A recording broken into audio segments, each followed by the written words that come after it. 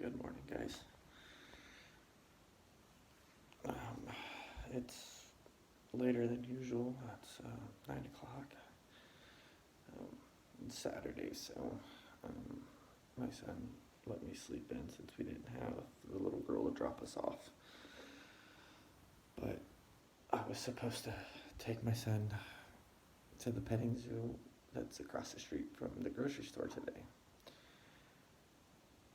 I don't think that's going to happen. I don't even think I'm going to the grocery store either. I woke up this morning and my entire left side of my body felt like it was shifted out of place. From my toes to my ankle to my hip to my ribs and to my shoulder. It's just the entire side feels like, I don't know what it feels like. It just hurts. Really sharp pain, hard to walk, hard to sit. I'm mad I'm not going to take my son, but then again, it's North Dakota, and they tried this a couple weeks ago, but it was raining, so they couldn't have the outside animals, and now today it's like in the 30s home at this time, and it's already starting to pick up on wind, and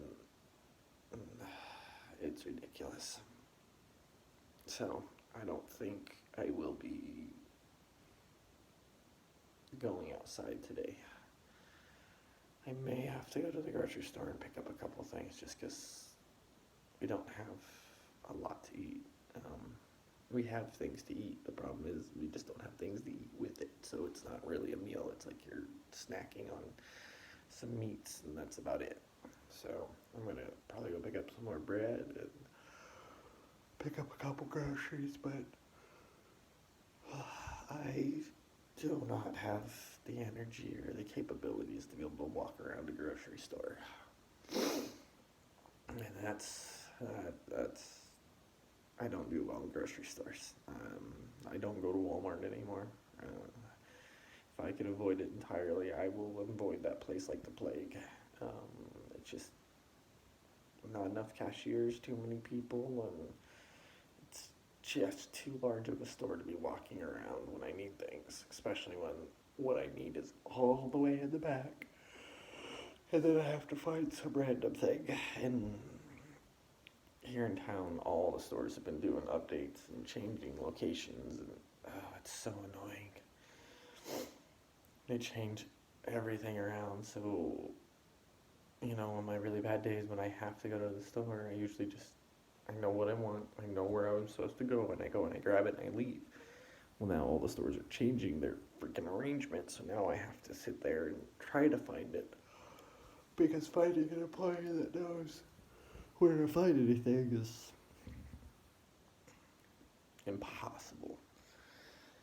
They aggravate me, and they don't know what the hell they're doing, and I try to avoid grocery shopping. I usually let Jen go, and she takes care of the shopping, and I'll bring it all in from the car, I'll put it all away, I don't care. I just hate the store. I don't even really go shopping for myself or anything. I don't, unless it's a small comic book shop or something along those lines. I just prefer not to go. I don't want to walk. I don't want to have to drive anywhere. I don't want to do anything most days. Good days I don't mind, but the problem with going to stores and stuff on good days is then my military training and mindset has kicked in. So on good days when I'm able to walk around and I'm in a good mood, then I'm focusing on how to get around the crowds, where the exits are, all the shifting people, and I keep an eye on all of them because I can't shut that off. The Army ingrained that into my brain to always have an exit, always know what's going on around you. And I'm glad, like last night I did. Okay, so yeah, I forgot about last night. Oh, so we got paid from the little girl's dad for an entire week of babysitting. We had to watch her a couple hours yesterday because her mom was getting ready to leave town and dad had to work late. So they brought her over. When he finally came to get her, he paid us, and I needed to go get cigarettes. So I got in the car and I was going down to the gas station. I was going to pick up just some ice cream and some cigarettes and some donuts for my son for breakfast today. And it's like a 2-minute drive if I take the back way to the gas station. And it's literally just a straight shot down to my apartment. Turn at the school, turn again, and there's the gas station. It's right there. Well, there's only one stop sign along the way. 2. Oh, wait, no, hold on. There's 1, 2, 3. There's 3 stop signs along the whole route. Okay? Stop at the first one, go through the intersection, no problem. Stop at the second one, go through the intersection, no problem. Then I get to the road right before the 3rd intersection. So I'm cruising along at the speed limit, which is like 20 miles an hour. It's back areas, so I have the main drag on the backside. So there's, like I said, there's only those 3 stop signs on that entire road. So when I get close to the last one, there's a side street that comes across. And here in Williston, because they're adding so much, there's a lot of streets that just don't have any stop signs. But common law is main drags you don't stop. Side streets crossing the drag have to stop. That's just the rule. It's just the way fucking driver's training works. And, well, driving last night, I caught a glint of paint out of the corner of my eye, and I hurried and hit the brakes. I really wasn't sure what the hell was going on until I almost hit a car that cut me off. He just drove right into the road. Had no headlights, had no warning, nothing. Just drove. If it wasn't for seeing that glint of paint, I wouldn't have a car anymore. And the thing was, is he just drove off like it was no big deal. Just, oh well. It took every ounce of my own self-control not to chase the fucker down and just beat the living shit out of him.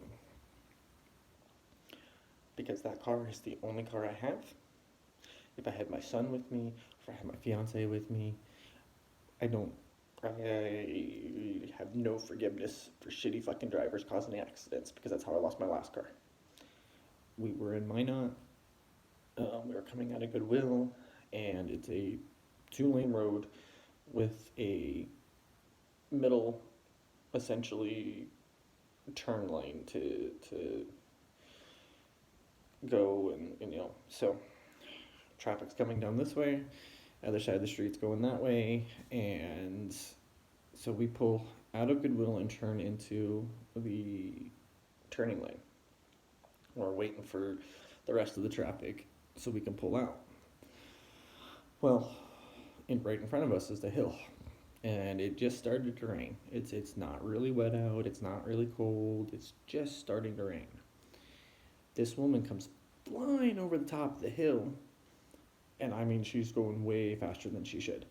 And all of a sudden, she hits a wet spot in the road and sideways, straight down the street. She's in her lane, and she's in our lane. She ends up smashing the front end of our car, spinning around, hitting the backside of our car, and still going down the rest of the hill about another 700-800 yards. Just to tell you how fast she was going. She hit us twice in the span of 5 seconds and still ended up so far down the road. Well, Jen ended up breaking her hand.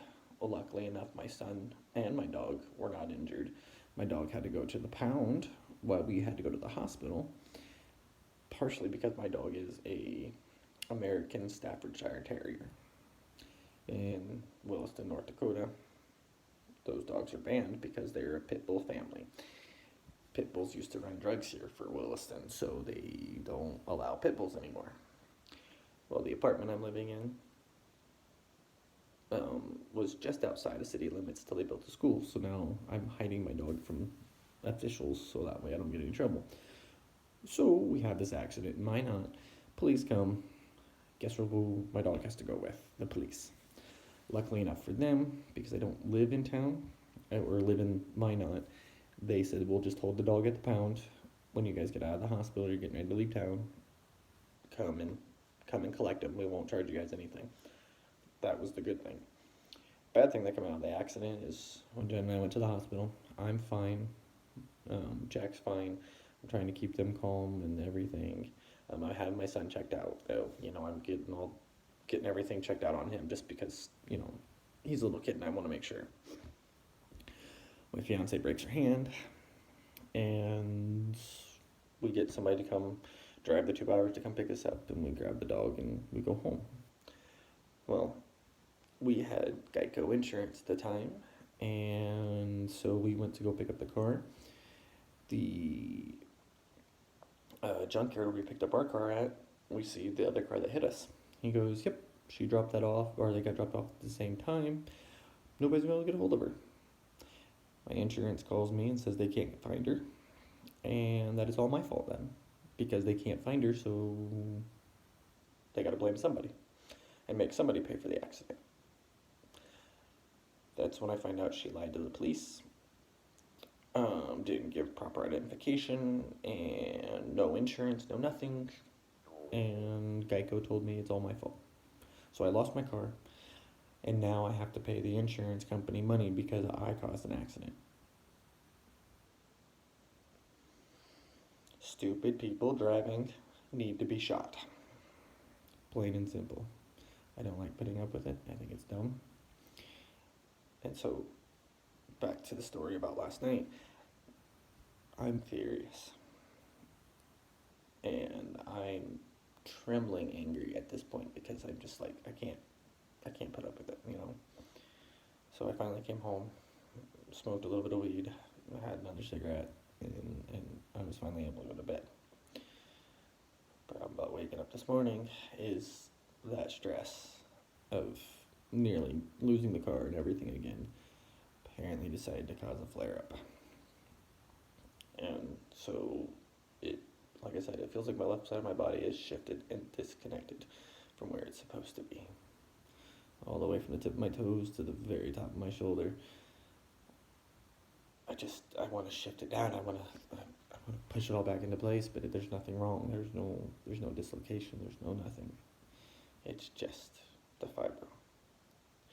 So, let's end today's video with another question.